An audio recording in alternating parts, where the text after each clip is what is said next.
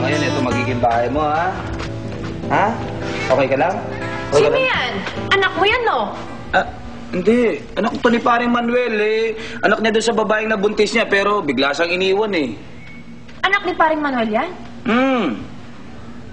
Eh, dati niya ako nabuntis, tapos iniwan ko siya eh. Anak, ako ang mami mo. Ako to!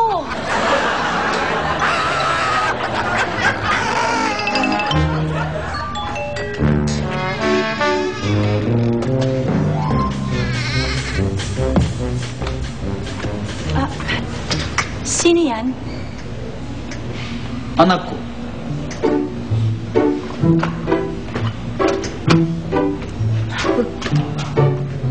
Sino yan? Anak ko?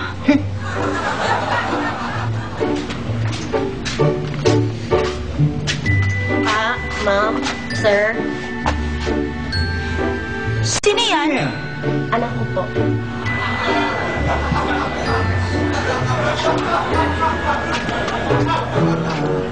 Mami, Daddy,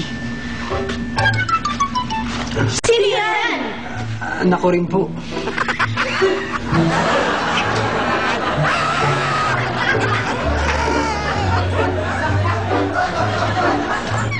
Sino siya? Ha? Napakawalang iya mo talaga. Hindi na naliligaw tong batang to. Ah, ganun ba? Oo. Akala ko kasi anak mo sa labas eh. Hindi, anak ko nga yan sa labas. Kaya lang naliligaw, akala niya dito bahay nila. Kaya doon na tayo mo.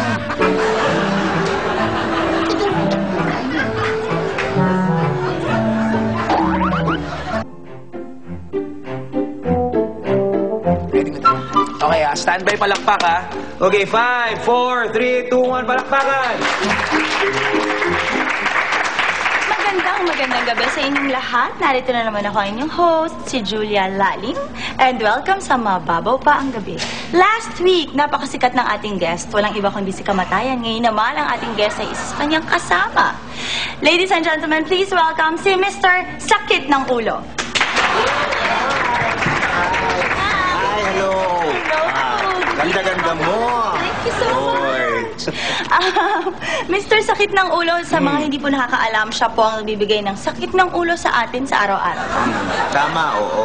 Bali, si Kamatayan, siya yung nagbibigay sa inyo ng pagkamatay. Aha. Pagka naman sakit ng ulo, ako in charge dyan. Alam niyo, Mr. Sakit ng Ulo, matanong ko lang, no? Kasi si Kamatayan, napaka-familiar sa aming lahat kung paano niya ginagawa ang kanyang trabaho. Meron siyang kalawit, tapos pag nakita mo na siya, senyalis na yun na mamamatay ka na, mga ganon. Ngayon, ang gusto naming malaman, syempre, kung paano nyo ginagawa ang trabaho nyo. Well, unang-una, si Kamatayan nga kalawit ang ginagamit niya, no? Ako hindi yun ang ginagamit ko. Ang ginagamit ko, ito. Ito ang ginagamit ko. Ano ba yan? Paano ba yan? Well, siguro para makita nyo ang effect nito, kailangan ko siguro ng volunteer from the Do we have a volunteer? Ito na lang, ito na lang. Sige. Hello. Halika. Hi! Pwede mo malaman yung name mo? Hello. Ako po si Rosel. Hi, Rosel. Makikita natin mga kaibigan kung paano pinasasakit ng ulo ni Mr. Sakit ng Ulo ang ating buhay. Basic na sakit ng ulo, Okay, ganito. okay. Steady ka lang, relax ka lang, ha? Ow! Yun. Ang sakit! Masakit na ramdaman mo, no? So itong napanood namin, basic ito. Basic yan, basic. Paano kung medyo splitting, yung talagang matindi? Ay, matindi, parang Oo, migraine na yung advanced level. Teka, sandali, steady ka ulit. Relax ka lang, ha? Aray!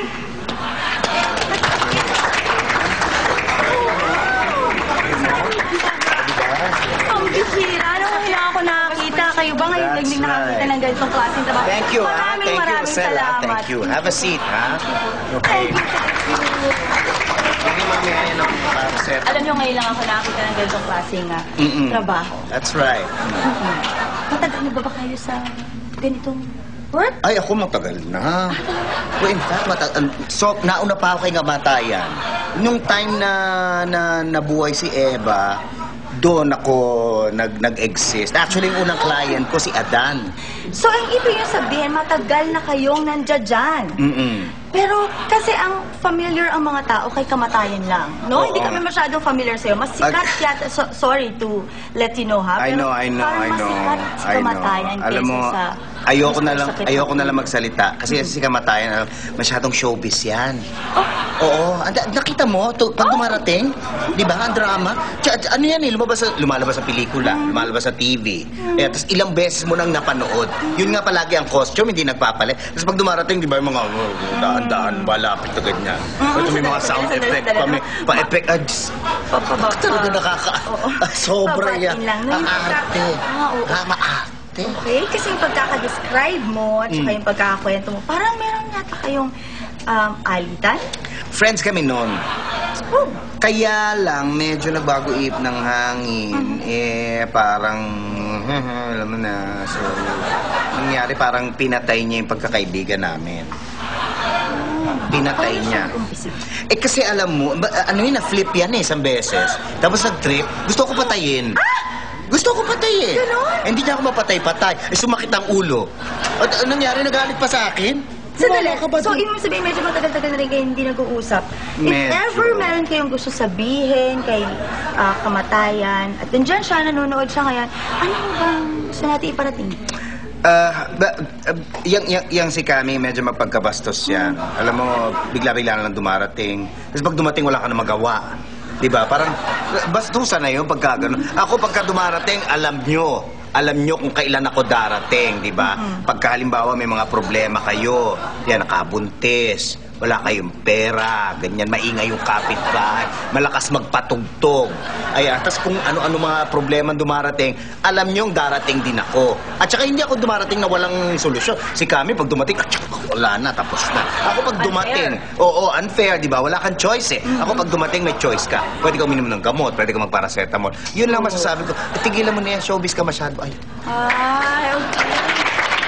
Kaya medyo, Mr. Sakit ng Ulo, medyo magiging personal lang ako ng konti. Okay. No? Is it okay? yeah. Oo. Lately, meron ba kayong mga dinalaw ng mga tao? Lately, marami-rami. Like, pwede ba namin malaman? Yeah, si Chris, si James, si Pia, si Jambi, si Manny, si Jinky, sino pa ba? Si Yayo, at si Baron.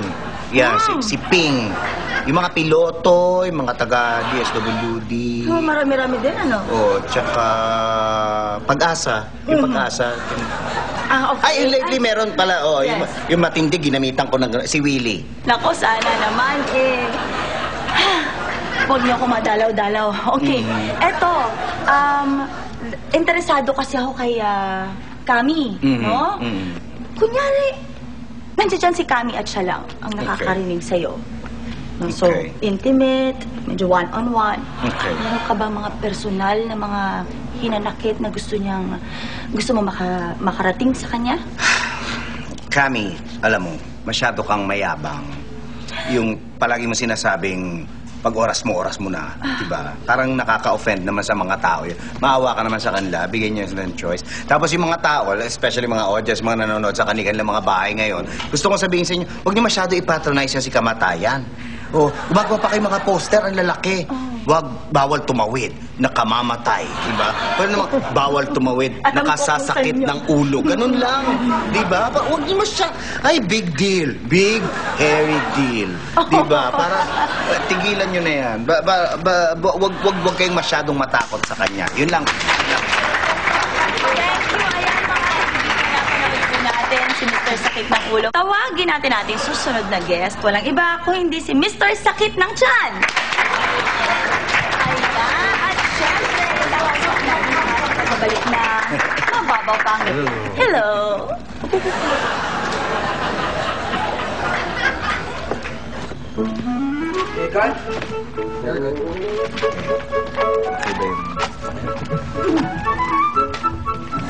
Tama ng problema mo. Sumasakit ng tiyan ko. Sandali. Sandali lang. Ay, nako, umirit na naman to.